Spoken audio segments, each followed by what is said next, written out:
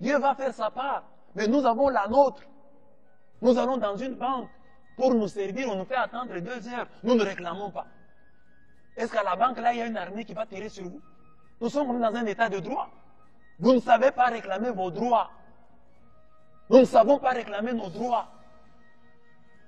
Un policier nous arrête arbitrairement, nous nous laissons faire.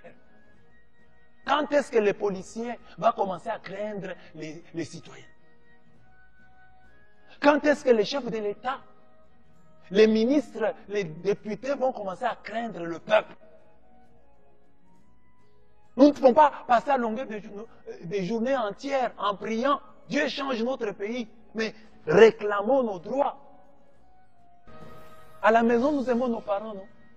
Mais nous avons parfois eu des postes téléviseurs parce qu'un jour nous avons réclamé, un jour nous avons dit trop c'est trop. Au papa qui nous a mis au monde, nous lui avons dit trop c'est trop. Et il a agi. À la maman qui nous a mis au monde, nous avons dit trop c'est trop. Nous avons mangé une semaine les feuilles de manioc. Nous en avons eu marre et nous avons parlé. Et maman s'est débrouillée, elle est allée chercher un peu de poisson. Nous avons mangé du poisson ce jour-là. Ça vous est déjà arrivé? Mais vous n'avez pas créé une opposition contre votre maman. Mais vous avez réclamé votre droit. Et maman a compris.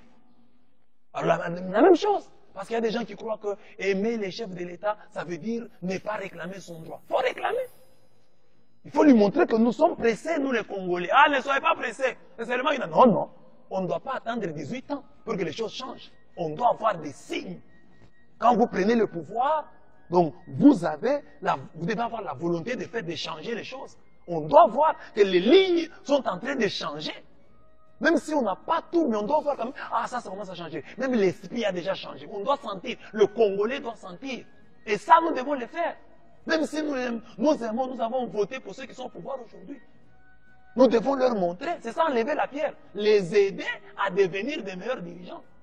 Mais si nous disons, voilà, comme nous avons voté pour eux, c'est nous qui les avons élus, nous nous taisons, nous leur donnons du temps. Ils ne feront rien.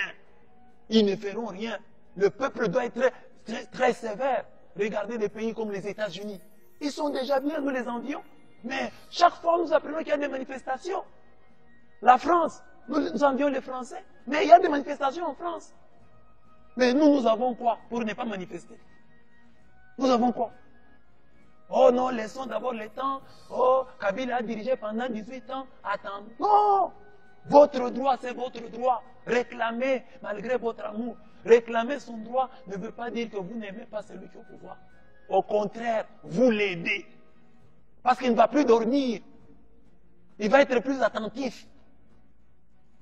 Vous allez le réveiller. Quand il apprend que là où on a voté le plus pour moi, les gens réclament ceci, mais il va se réveiller. Le sommeil politique produit des monstres. Le sommeil de la raison produit des monstres. Mais le sommeil aussi en politique produit des monstres. Enlevons la pierre et Dieu fera le miracle.